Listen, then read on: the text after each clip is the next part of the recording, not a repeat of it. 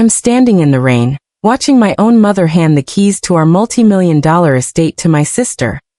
The same woman who tried to end my life 3 years ago. My mother thinks she's finally rewarding the good daughter. But she has no idea that the sister she's hugging is the one who poisoned our father. I have a folder in my hand that will destroy them both by sunset. But there's a secret about my father's death that even I wasn't prepared for. Why is my name missing from the will entirely? And who is the mysterious man watching us from the black car at the gate? You need to watch this full story until the very last second, because the truth about who is actually in that casket will leave you breathless. Don't move. The real nightmare is just beginning. Before we go to the full story, if you are new to the channel, please support my channel by subscribing so you never miss a twist. Also, please tell me in the comments right now, from where are you watching? I want to know exactly how far my voice is reaching across the world. Don't forget to like the video to help us share this truth. The humidity in Savannah always felt like a heavy wool blanket, but today it was suffocating. I stood at the edge of the cemetery, clutching a single black rose, watching my mother, Evelyn, drape her arm around my younger sister, Jasmine. They looked like a portrait of grief, but I knew better. My father's casket was being lowered into the red clay, and with it, the only protection I had ever known in this family. At 45, I had spent my life building the family's real estate firm, working 16-hour days while Jasmine traveled the world on a spiritual journey, funded by Dad's hard work. But as the preacher spoke about legacy, Evelyn didn't look at me once. She whispered something into Jasmine's ear that made my sister's eyes widen with a predatory gleam I had never seen before. I felt a sudden, sharp chill down my spine despite the Georgia heat, wondering if the rumors about Dad's new will were true. I stepped forward to offer my mother a hand, but she recoiled as if my touch were toxic, pulling Jasmine closer to her side. The silence between us wasn't just mournful. It was a declaration of war that I wasn't prepared to fight yet. As the first shovelful of dirt hit the mahogany wood, Jasmine leaned over and hissed a sentence that stopped my heart. She claimed that by sunset, I wouldn't even have a key to the office I had built from the ground up. I drove back to the family estate in a daze, my hands gripping the steering wheel until my knuckles turned ash white. This was the house I had paid off 3 years ago when the business hit a slump. Yet I always let Mom believe Dad had handled it to preserve his pride. When I pulled into the driveway, I saw Jasmine's luggage already sitting in the foyer, and my mother was sitting at the head of the long oak dining table with a stack of legal documents. There was no room for me at that table anymore. The chair I usually occupied had been moved to the corner like a piece of discarded junk. Evelyn looked at me with a coldness that felt like a physical blow, her voice steady and devoid of the warmth she usually reserved for her successful daughter. She told me that Jasmine had shown her things, emails, bank statements, and recordings, that suggested I had been skimming from the company accounts for years. I opened my mouth to defend myself, to show her the actual ledgers, but she held up a hand to silence me. Jasmine walked in, wearing one of my silk robes, smirking as she sipped from a glass of Dad's vintage scotch. She looked me dead in the eye and told me that Mom had already signed the power of attorney over to her. My heart hammered against my ribs as I realized they weren't just asking me to leave the room. They were erasing my existence. Then Evelyn reached into her purse and pulled out a document that looked far more sinister than a simple business transfer. The document was an eviction notice, served not by a stranger, but by my own mother. I felt the room spin as I read the bold letters stating I had 48 hours to vacate the premises I had spent thousands of dollars renovating. Jasmine laughed, a high-pitched, mocking sound that echoed through the high ceilings of the house, and told me I should have spent less time working and more time making Mom feel loved. It was a lie, a calculated manipulation to play on our mother's fear of aging alone. And it was working perfectly. Evelyn stood up, her face a mask of misplaced righteous indignation, and told me she never wanted to see my face again because I was just like my father's side of the family. That was the deepest cut of all, considering I was the only one who stayed by her side during her cancer treatments while Jasmine was partying in Ibiza. I realized then that facts didn't matter in the face of Jasmine's weaponized affection, and Mom's desperate need to feel needed. I turned to leave, but as I reached the door, I heard the heavy thud of the safe in the study opening. That safe contained the original deeds to the coastal properties, the ones Dad had promised to me on his deathbed. I looked back and saw Jasmine holding a folder I knew she wasn't supposed to have, her eyes flashing with a dangerous secret. I spent the night in a cheap motel, the neon sign flickering against the wall as I scrolled through my frozen bank accounts. Jasmine had moved fast, locking me out of the corporate systems and reporting my company credit cards as stolen. I was a 45-year-old woman with a lifetime of expertise, suddenly reduced to the balance in my personal checking account, which wasn't nearly enough to fight a prolonged legal battle. But Jasmine had made one fatal mistake. She forgot that I was the one who set up the digital infrastructure for the entire firm. I pulled out my laptop, my fingers dancing across the keys as I accessed a backdoor server I had installed years ago for security purposes. As I delved into the recent file history, I found a folder titled Project Phoenix that Jasmine had been working on for months. It wasn't just about taking the company. She was planning to sell the entire portfolio to a predatory developer and move Mom into a low-cost assisted living facility. My own mother was being played for a fool, but if I tried to warn her now, she would only see it as me trying to sabotage Jasmine. I had to let the betrayal play out, but I needed a way to protect the assets before Jasmine could sign them away.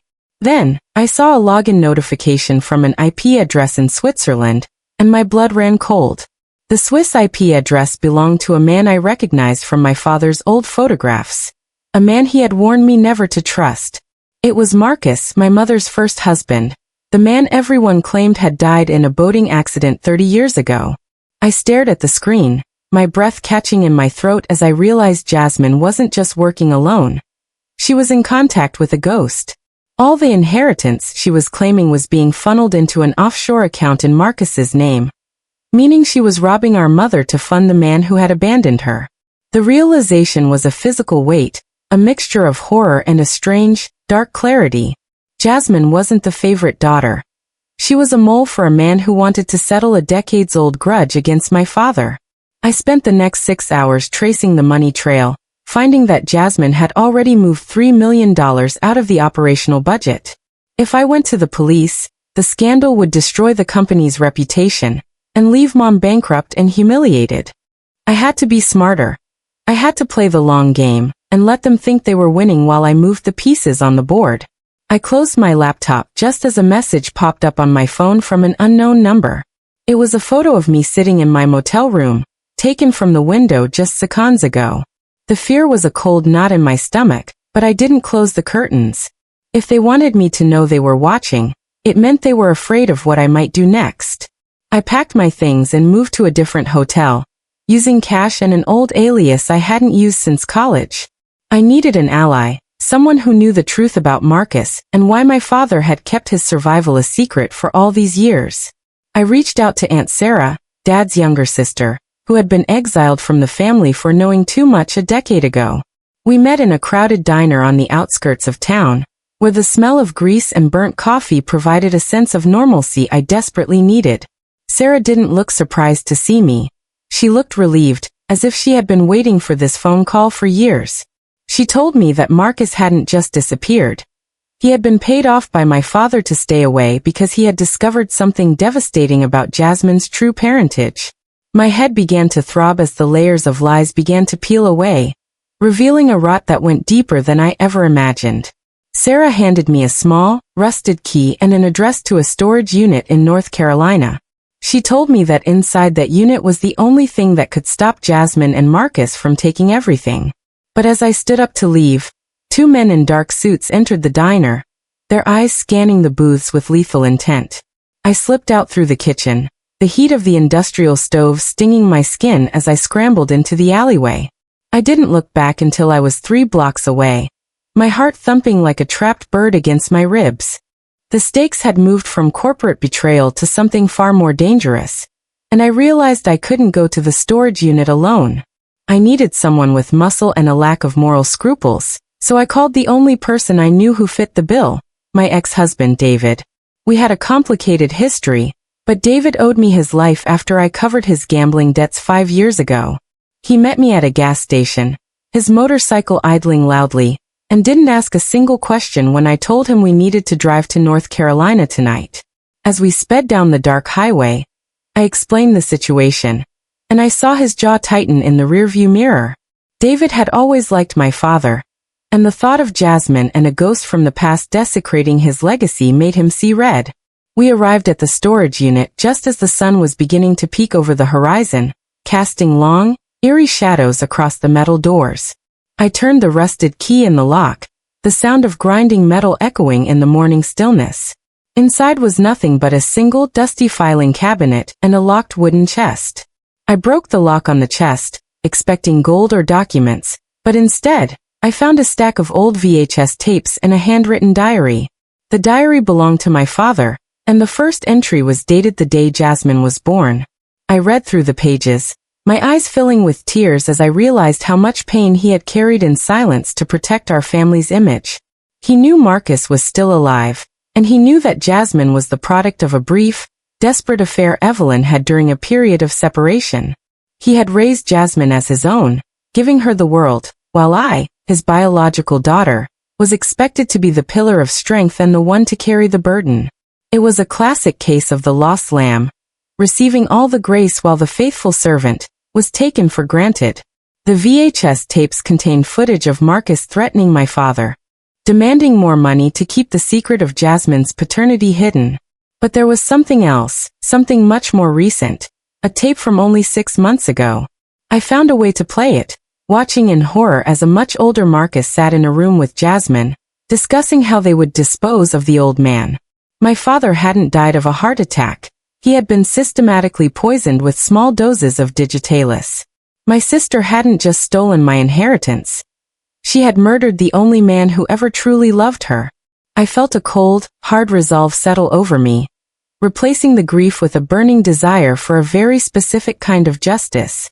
I looked at David, who was holding a heavy wrench, and told him we weren't going to the police yet. We headed back to Savannah, but I didn't go to the estate. I went to the firm's main competitor, a man named Julian Thorne who had been trying to buy us out for years.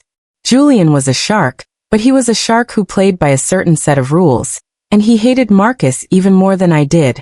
I showed him the evidence of the embezzlement and the Swiss accounts, but I kept the murder evidence to myself for now. I offered him a deal. Help me freeze the company's assets through a minority shareholder injunction, and I would give him first rights to the coastal developments. Julian smiled, a slow predatory grin, and agreed to have his legal team working on the paperwork within the hour.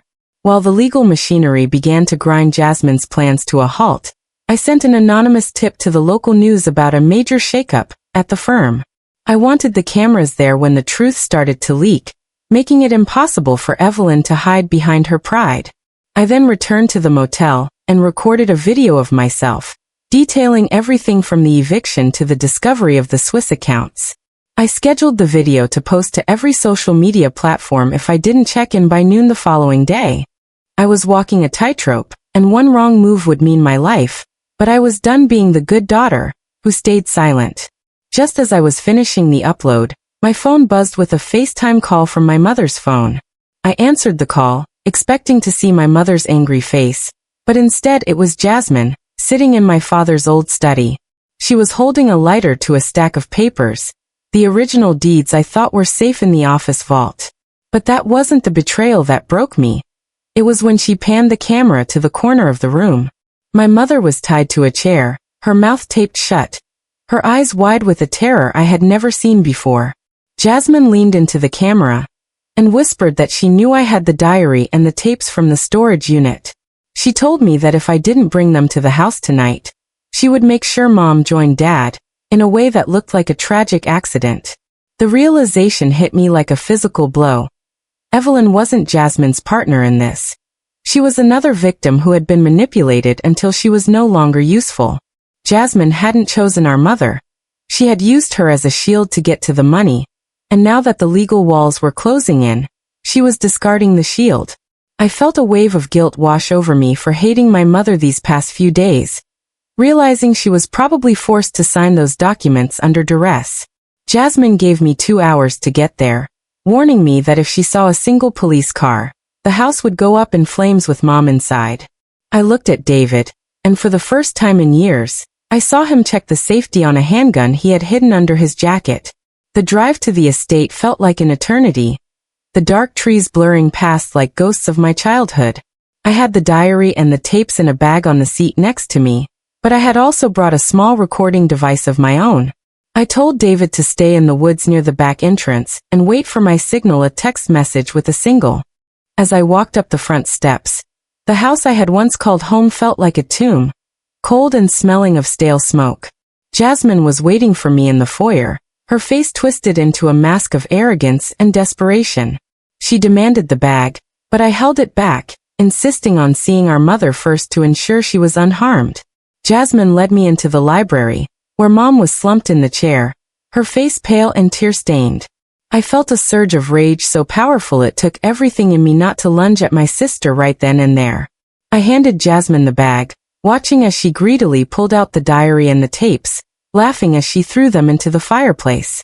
She thought she was burning the evidence, but she didn't realize those were high-quality copies I had made at a 24-hour print shop on the way back. As the flames consumed the paper, Jasmine turned to me with a wicked smile and said that it didn't matter anyway, because Marcus was already on a plane to collect the final payment.